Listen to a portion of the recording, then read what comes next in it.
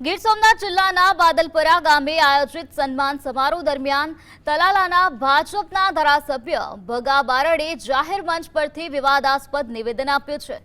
2022માં કોંગ્રેસમાંથી ભાજપમાં જોડાયેલા ભગા બારડે જણાવ્યું કે તેમના કામો અટકાવવામાં આવી રહ્યા છે અને તેમને પોતાની રીતે કામ કરવા દેવામાં નથી આવતું। તેમણે સમર્થકોને સંબોધતા કહ્યું કે જો અહીં હાજર 50% લોકો પણ કહેશે તો તેઓ રાજીનામું આપી દેશે।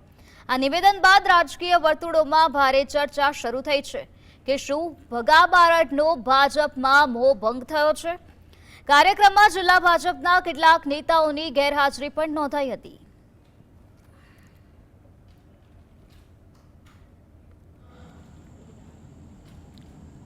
જે કોઈ પદ આપ્યું ને એનું નથી, પદ આ લોકોનું છે।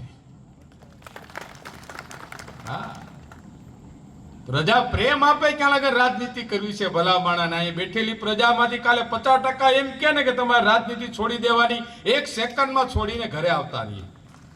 રાજનીતિ થોડો વ્યવસાય બનાવ્યો છે ભલા માણા। રાજનીતિ તો અમને ગમે છે, પેઢીઓથી સેવાકીય કામની હારે જોડાયેલા છે એટલા માટે કરીએ છીએ।